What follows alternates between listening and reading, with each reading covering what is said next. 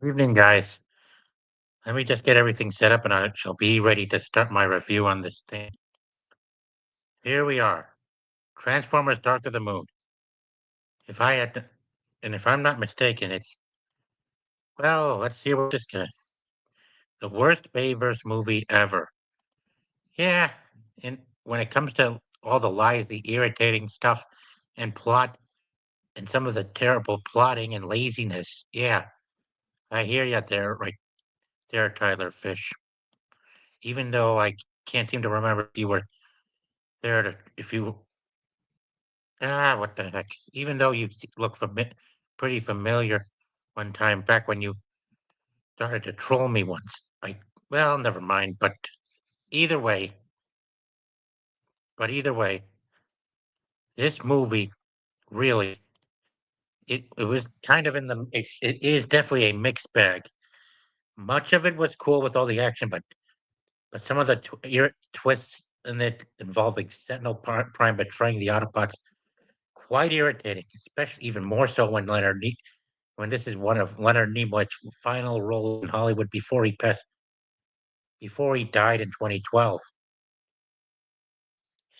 I mean, sure, it all starts off with in a flashback where Sentinel Prime was in the Ark taking off from Cybertron, and he was on his way out. Crash landed the Ark on the moon.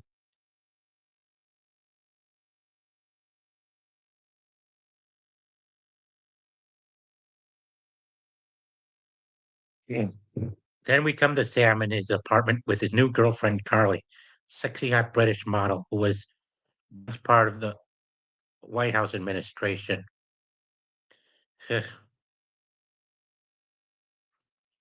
Yeah. Then she leaves off to work, where Sam has to get himself a new job where he gets hired by John Malkovich's character named Bruce. Next up, you have Autobots you have Optimus Prime going with Nest agents at Chernobyl to discover an engine part, only to be attacked by shockwaves and his driller bots. Prime retrieves the artifact while Shockwave making a brief cameo, which I don't know what that was, but really, much of this movie felt rushed. I don't know why anyone would want animation, but we need live action. The problem is there's so much fucking ego in this in this culture that makes everything so disgusting. I mean, not, man, much of it felt rushed. I mean, we didn't get much fleshed out on Shockwave, but let me, yeah, I mean, Prime retrieves the thing from Shockwave, and he was angry that they that much was withheld from him over the years before his arrival on Earth. I mean, yeah, much of it involving Sentinel Prime, where he and Ratchet go to the moon to bring him and five pillars back to Earth. Later, Sam was confronted by a whack job played by Ken Jeong at his work, and I don't get why the hell Bay would go too far with making actors pull their pants down. But that's another thing that's been causing all the negative reviews on this stuff. I mean, too much humor is bad. It's really bad and it kind of disgusts people. I don't get why we gotta tolerate this in our culture, but if you want humor, keep it clean and simple. Yeah. Next, after he gets some papers about people being killed, Jerry lies to Sam, tells him to back off, only to protect him from Laserbeak, who kills him. And then it tries to kill Sam at his workplace, but eventually Sam escapes and drives off with Carly to the Nest headquarters in DC. There they meet up with Optimus Prime. Yeah, yeah. Where he uses the matrix of leadership to revive Sentinel Prime, voiced by the late Leonard Nimoy himself. I mean, at first they were pretty much going in the right direction with where the what's at first, but right after this scene, up until I don't know, s- we come to the part where Sam gets himself involved. What up until the part where we come to where he returns to the nest headquarters, they were doing so well. I mean, why would you choose to make him betray the Autobots when you could have just had Shockwave kidnap, use his drill bot to kidnap him and kill some Autobots off, and then have him be blackmailed into helping the Decepticons bring their armies down? Why? Why fucking lie? That's what I've been wanting to know the years. What is it about this culture that we can't seem to bother questioning the studios over some of the irritating, provocative decisions they make? This is what's really killing the industry overall. Too much fucking ego of from coming out of the brains of studio executives and shareholders, and along with these stupid PR firms and too much government involvement. And pardon me for the rant, guys, but wow. I mean, this was the first movie that got me irritated by Hollywood. While Spider-Man 3 still serves as the first movie that was a kind of a letdown for me because they had to go kill off Eddie Brock instead of keeping him alive for more sequels. This was the second film that let me down, but also got on my nerves. Was the first to get on my nerves, actually. Wow. Soon as Sam finds Carly at Duel Ghoul's place, she ends up getting held taken hostage by Soundwave, and Ghoul is revealed to be working for the Decepticons, and blackmailed Sam into spying on the Autobots for him. Next up, Sentinel. Soon after the Autobots played a trick on the Decepticons and got into some sort of safe hatch while Starscream blows up their decoy, Sam meets up with Epps and goes with him and some of his fellow soldiers over to Chicago to rescue Carl. But before they got there, Sentinel and Megatron and the Decepticons come to try to keep them out. Lucky for them, the Autobots were able to survive the crash, and they shot. Optimus shoots down a fighter, and the Wreckers, who I don't get why they had to use the word Wreckers and not go with Throttlebots. They they ambushed the Decepticon that was inside the ship that killed innocent people by vaporizing them and simply tore them apart, which is really good. That was awesome. That was cool. Then when Sam finds Dylan at a safe house and interrogates him, things start getting a little irritating when Gould acts less intimidated by him. And then you had to bring Laserbeak in to intervene. Luckily, Sam was able to get out of there with Carly. And even though we didn't see much bloodshed, we didn't see any bloodshed in that scene with Bumblebee shooting at some of the thugs in there. Laserbeak, because of the idiots, Nest agents, sending in the drone for Laserbeak to use to jam the exhaust ports inside the fighter. Laserbeak was becoming a pain in the ass to Sam. That, did, but luckily, Sam had Keith Sarah. Sam had Bumblebee blow Keith Sarabeca's bird head off. Yeah, that's something. Yeah, I don't know why he had to start making things irritating, but I could tell why Tyler Fish said this was the worst movie ever. Yeah, it's the most irritating movie ever, to be clear. But I ain't letting you back on, pal. Not after what you tried to do last time when you think you could just go posting such disgusting, inappropriate crap on my panel. You're not welcome on my I can't welcome you on anymore. But hey, at least you at least I but at least I'll give you credit for this. I'll give you credit for. Yeah, I wouldn't say the worst, but it would definitely be the most irritating. Is what I would have called it, rather than rather than the worst. I mean, did a lot of irritating stuff in this movie, not just lie about Shockwave and Sentinel, but they also he shot he had some irritating stuff written in the script as well, which I don't get. Luckily, Sam and Carly regrouped with Epps and his team, and they contacted Nest HQ, telling them that Sentinel Prime was in Chicago, having brought the Decepticons to try to keep them from rescuing her. And hey, we're going to use the pillars to bring Cybertron into orbit. Yeah. Soon they soon the gang and the Autobots made it further into a city. They ran into the city. Yeah. Let's get back to this.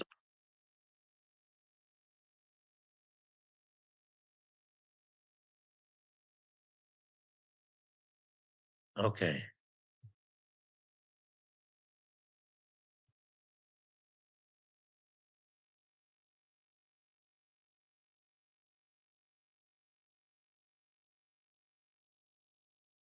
Yeah. Shockwave. I mean, this guy looked really cool and impressive. He should have been the main villain for the movie since he had the driller bot. I mean, why, Michael Bay? Why would you lie to us about him being the main villain and not make him the main villain? Why? Why? I like to know why. Sure. Soon as he and the driller show up, he held up. The Autobots had to distract him so that Optimus can get his gear back from him.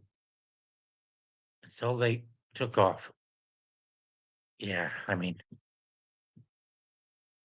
so far, soon as Shockwave, soon, soon enough, Sam and Carly went with Epps and his team inside a tall building, straight across from the Chicago River, from where from where the main control pillar was located.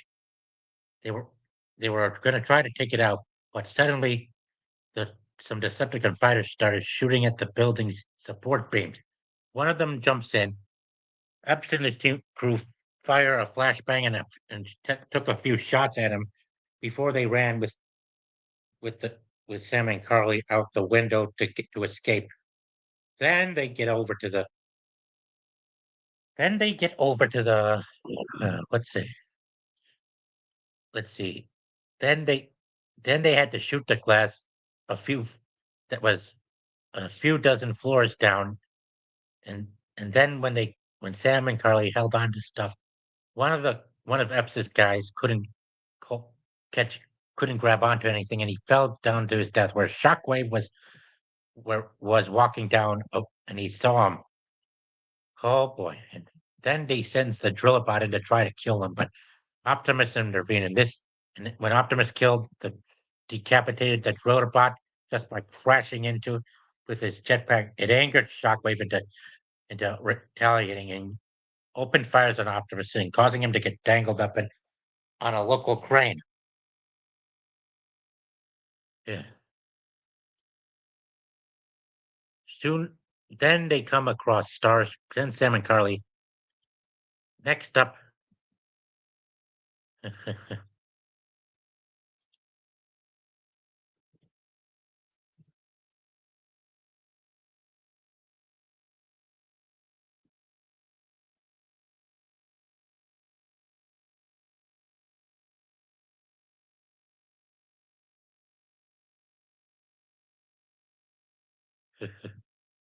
next up, they come across. Oh, hang on, guys, hang on. Yeah, I'm sorry the photo is not as big as it looks, but next, Sam and Carly encounter Starscream in an alleyway. The Decepticon tried to kill them both, but Sam, using some of the gear that a senile Q gave to him, he you he shoots fires the grapnel onto Starscream's right eye, and then jams a detonator into his left eye, but couldn't detach because Starscream was wailing and flailing around over the pain that was overwhelming him from the grapnel claws. Lennox showed up and rescued Sam just in time before the bomb took out Starscream and turned him into a flapping corpse on the ground. Yeah, rest in peace, Charlie Adler Starscream.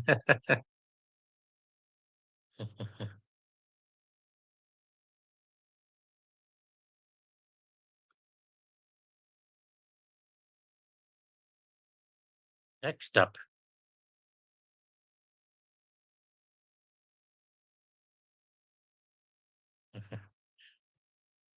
next up, we come to Soundwave.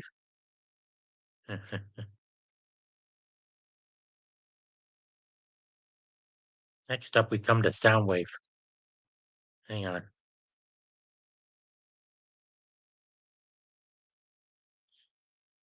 where Bumblebee, along with other Autobots, were captured.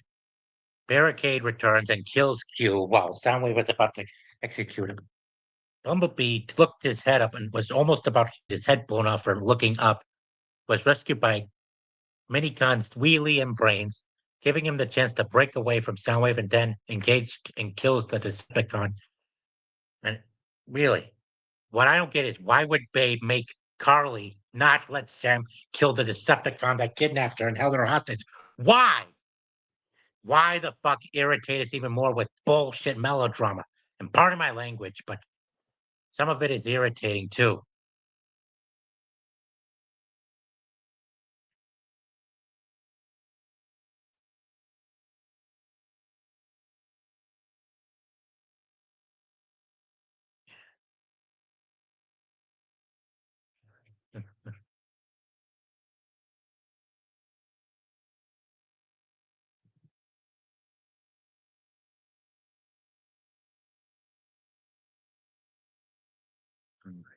Hang on.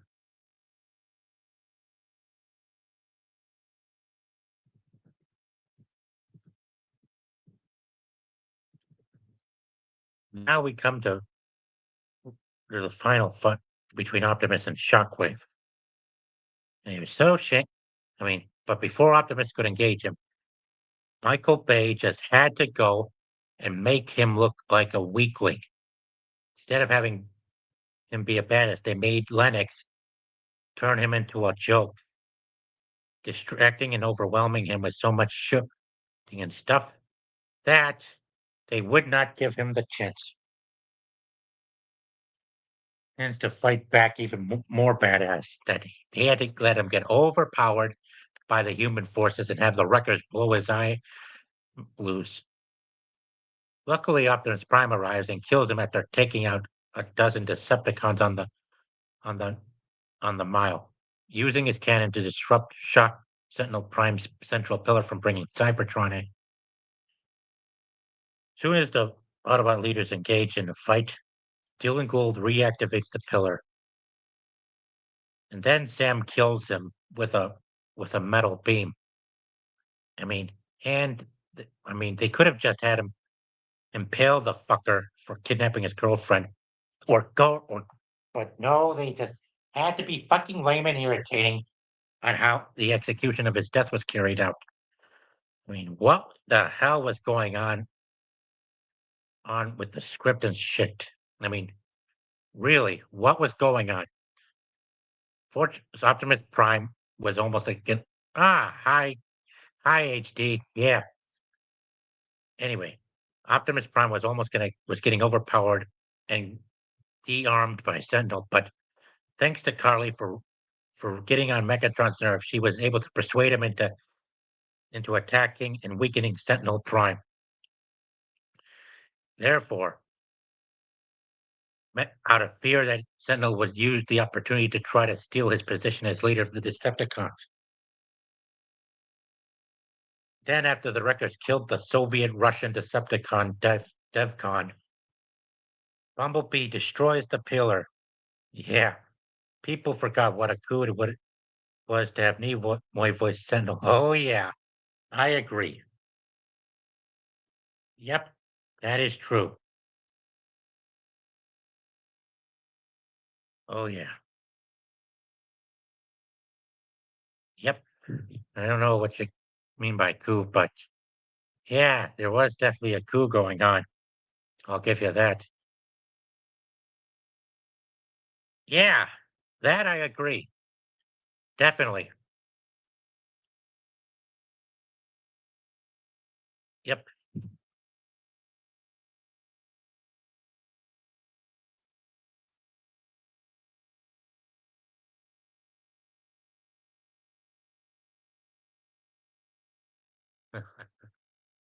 Yeah. Fortunately, luckily for Optimus, Megatron came to his rescue. But as for Bumblebee, but then Bumblebee destroys Cybertron by destroying the main pillar, causing causing a triggering a wormhole into sucking up every Decepticon ship that was still flying in the air and imploding the planet. Then Megatron, who was bargaining to get his position back in charge of being the head of the Decepticons, ended up getting decapitated by an angry Optimus Prime. Ah, funny enough, I watched this movie today. Part was killing off Ironhide. Yeah, that too. But what really hurt the most was that they lied to us about who the villain was for this movie. Yeah, me. Yeah. The worst part was they lied to us about Shockwave being the main villain, instead making it Sentinel. I mean, why would they go far to screw with us like that and just lie? That's what deceptive marketing is. But before Sentinel Prime could explain why he betrayed him, Optimus was too angry and was too ashamed of him for his betrayal and blew his head off with his own gun, avenging Ironhide.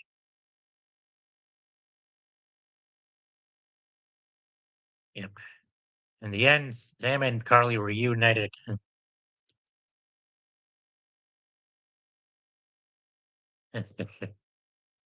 Yep.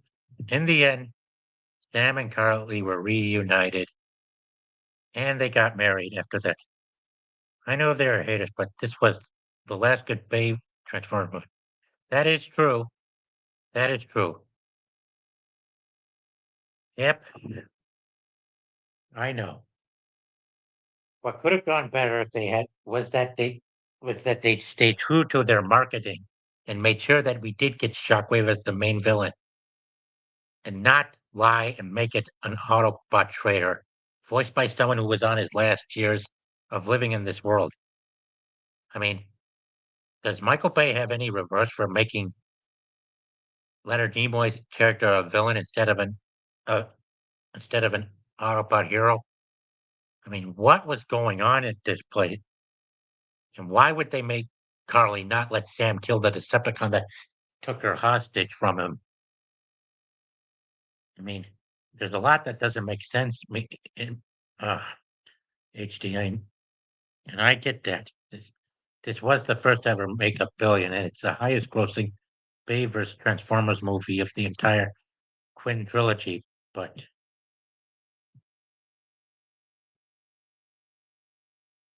yeah, yeah, you, yep, I am.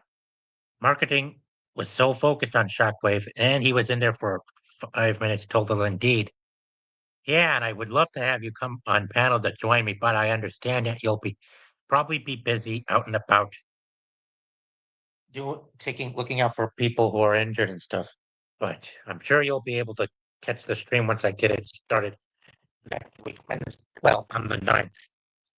I was going to have the Doolies on, but Cyfax told me that he and the Doolies will be busy doing their review of Righteous Simpsons, which I will honor.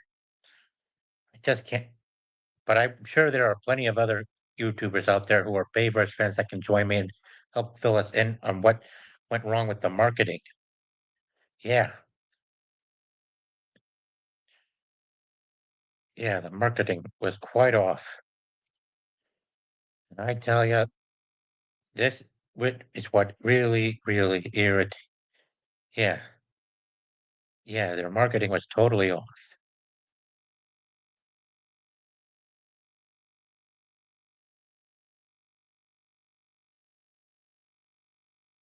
Thank you. Yep, and I'll make sure you get the thing. Yes, and I gave their comment a star. Thank you. Yep, so much potential. There was a lot of potential in this thing, and they just threw it away. And of course, there was more. There was more that was. Yeah. Oh yeah. I agree too, and I gave it a star too. Yep. I mean, there was a lot of potential. We could have also gotten more like aerial bots, combaticons, throttle bots, and more, but clearly they just couldn't allow it for some reason. Oh, and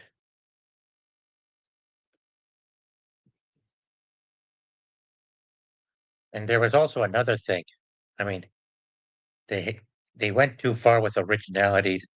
They also strayed away from the source material that they just couldn't help it. They had to use they had to make up more. There was more they had to make up. And these are other Decepticons. Here, what you see are Decepticon thugs, SUV Decepticons called the Dreads. Which were movie made, but they never originated from the source material. I don't know why they would go this far, but if they had just stuck to G1 or whatever was in the source material, they could have done more. Still, they were fun. They were a fun trio of Decepticons to watch get taken out, but once again, this kind of takes away the chance of seeing more brought to life from the cartoons and the source material onto the screen. Man, how much more? Ah, yes, you're right. The Bumblebee movie, well, it, I respect the G1 aesthetics of it. Yeah, yep. At least they came through. At least they came through with that. Yeah, the G1 aspects are what deserve respect. Yeah, I'm also gonna need to. Well, yep. I'll be sure to do Age of Extinction tomorrow, and make and be sure to. And if I can keep this up for as long as I can, I'm hoping to at least make the live stream for the Bay vs. Transformers movies last for at least 4 hours, so I can make sure you and others can make it in time. Yes, thank you again, HD. For now, I gotta. For now, it's time to. It's time to stop where I am. Thank you again for coming, everybody. Be sure to hit like. Oh, do you think making the designs original was maybe to make a push to sell toys? Sure, I guess. Yeah, I guess it could be the case, but I guess we'll find out soon enough. Thanks again. Be sure to like and share the video, guys. If you're new to the channel, be sure to subscribe if you'd like to check out more. For now, I gotta get ready for other things. Work tomorrow and maybe another stream on the DA. Hey, but hey, tom- tomorrow we'll be sure to find out. Yeah. Yep, we'll be sure to find out. You're welcome.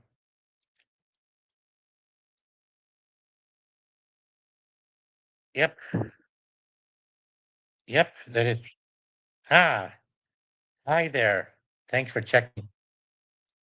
And thank you for checking in, JWD. I mean, and thanks again for checking in, JWB. But now I have to I have to rest. I have to stop now.